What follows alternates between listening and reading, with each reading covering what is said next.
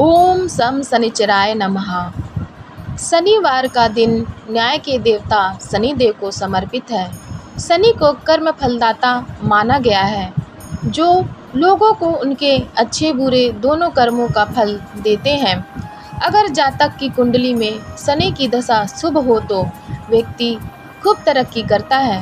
वहीं अगर शनि पीड़ित है तो व्यक्ति को तमाम कष्टों का सामना करना पड़ता है।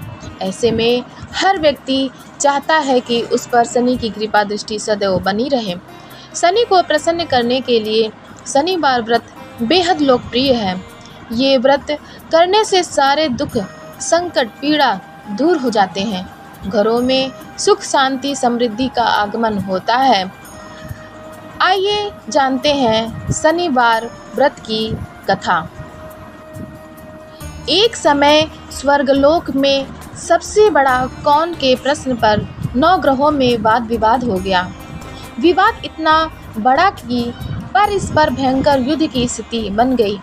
निर्णय के लिए सभी देवता देवराज इंद्र के पास पहुँचे और बोले, हे देवराज, आपको निर्णय करना होगा कि हम में से सबसे बड़ा कौन है।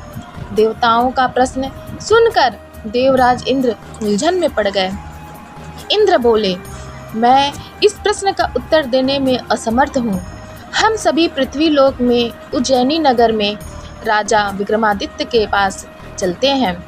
देवराज इंद्र सहित सभी ग्रह उज्जैनी नगरी पहुँचे।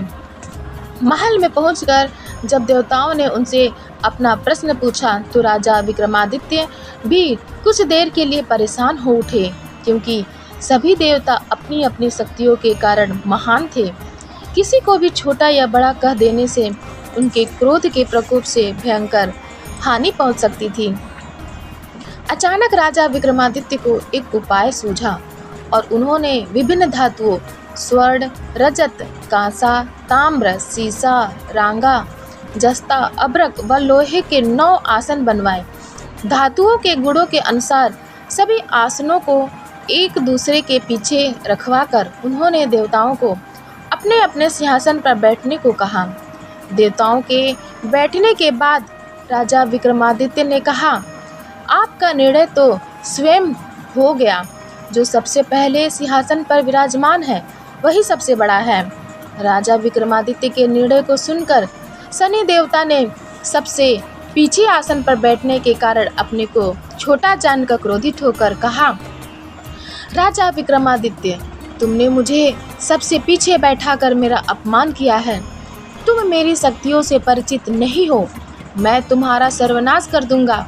शनि ने कहा, सूर्य एक राशि पर 1 महीने, चंद्रमा 2.25 महीने, मंगल 1.5 महीने, बुध और शुक्र 1 महीने, बृहस्पति 13 महीने रहते हैं। लेकिन मैं किसी राशि पर 7.5 वर्ष तक रहता हूँ। बड़े बड़े देवताओं को मैंने अपने प्रकोप से पीड़ित किया है।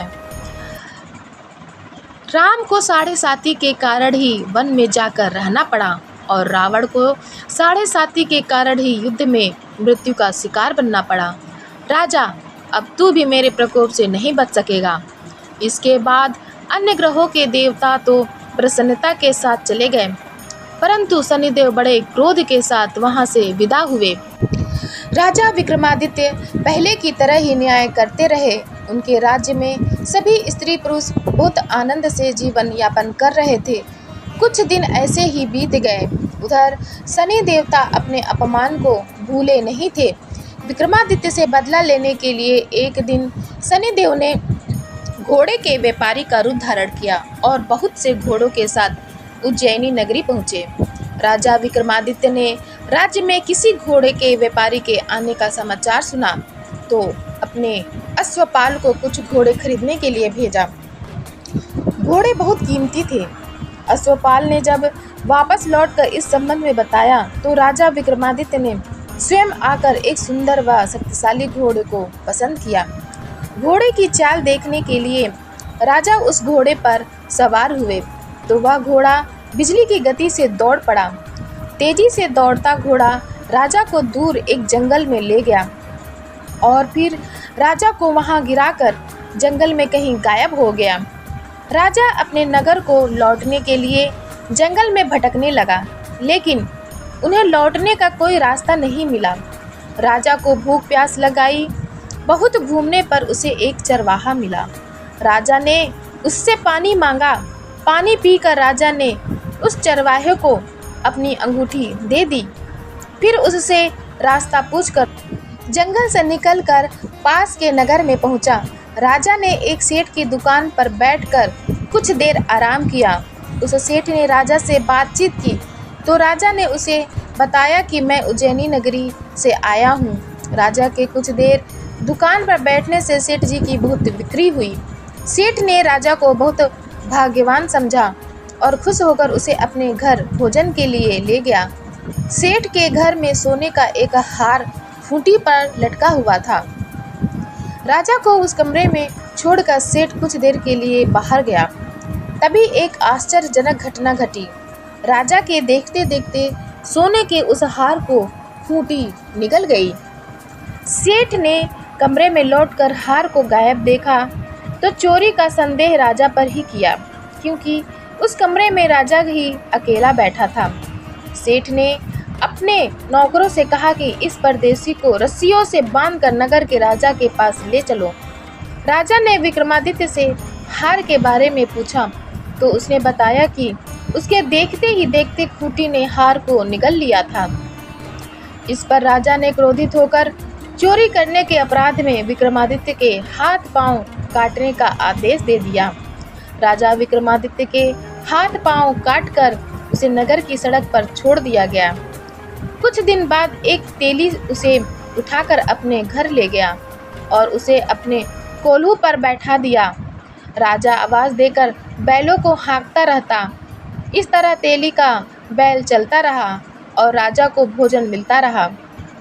शनि के प्रकोप की 7.5 पूरी होने पर वर्षा ऋतु प्रारंभ हुई।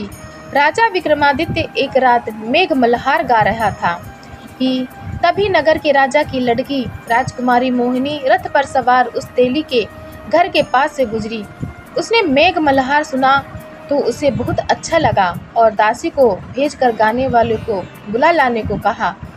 दासी ने लौटकर राजकुमारी को अपंग राजा के बारे में सब कुछ बता दिया।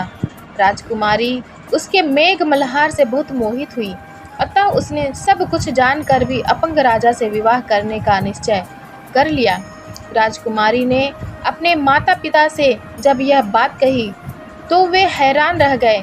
रानी ने मोहिनी को समझाया, बेटी, तेरे भाग्य में तो किसी राजा की रानी होना लिखा है, फिर तू उस अपंग से विवाह करके अपने पांव पर कुल्हाड़ी क्यों मार रही है।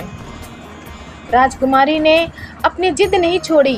अपनी जिद पूरी करने के लिए उसने भोजन करना छोड़ दिया और प्राण त्याग देने का निश्चय कर लिया। आखिर राजा रानी को विवश होकर अपंग विक्रमादित्य से राजकुमारी का विवाह करना पड़ा। विवाह के बाद राजा विक्रमादित्य और राजकुमारी तेली के घर में रहने लगे। उसी रात स्वप्न में शनिदेव ने राजा से कहा, राजा, तुमने मेरा प्रकोप देख लिया। मैंने तुम्हें अपने अपमान का दंड दिया है। राजा ने शनिदेव से क्षमा करने को कहा और प्रार्थना की, हे शनिदेव, आपने जितना दुख मुझे दिया है अन्य किसी को ना देना। शनिदेव ने कुछ सोचकर कहा, राजा, मैं तुम्हारी प्रार्थना स्वीकार करता हूँ। जो कोई स्त्री पुरुष मेरी पूजा करेगा, शनिवार को व्रत करके मेरी व्रत कथा सुनेगा, उस पर मेरी अनुकंपा बनी रहेगी।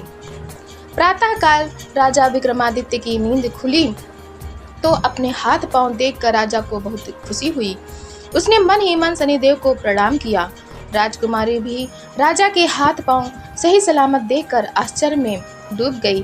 तब राजा विक्रमादित्य ने अपना परिचय देते हुए शनिदेव के प्रकोप की सारी कहानी सुनाई। सेठ को जब इस बात का पता चला तो दौड़ता हुआ तेली के घर पहुंचा और राजा के चरणों में गिरकर क्षमा मांगने लगा। राजा ने उसे क्षमा कर दिया, क्योंकि यह सब तो शनिदेव के प्रकोप के कारण हुआ था। सेठ राजा को अपने घर ले गया और उसे भोजन कराया। भोजन करते समय वहाँ एक आश्चर्यजनक घटना घटी। सबके देखते देखते उस खूंटी ने हार उगल दिया। सेठ जी ने अपनी बेटी का विवाह भी राजा के साथ कर दिया और बहुत से स्वर्ण आभूषण, धन आदि देकर राजा को विदा किया। राजा विक्रमादित्य राजकुमारी मोहिनी और सेठ की बेटी के साथ उज्जैनी पहुंचे तो नगरवासियों ने हर्ष से उनका स्वागत किया। अगले दिन राजा विक्रमादित्य ने पूरे राज्य में घोषणा कराई कि शनिदेव सब देवों में सर्वश्रेष्ठ हैं। प्रत्येक स्त्री पुरुष शनिवार को उनका व्रत करें और व्रत कथा अवश्य सुने। राजा विक्रमादित्य की घोषणा से शनिदेव बहुत प्रसन्न हुए। शनिवार का व्रत करने और व्रत कथा सुनने के कारण सभी लोगों की मनोकामनाएं शनिदेव की अनुकंपा से पूरी होने लगी। सभी लोग आनंद पूर्वक रहने लगे। बोलिए शनि भगवान की जय। कथा अच्छी लगी हो तब आप हमारे चैनल सनातन कथा संग्रह को लाइक करें, शेयर करें और सब्सक्राइब करें। धन्यवाद।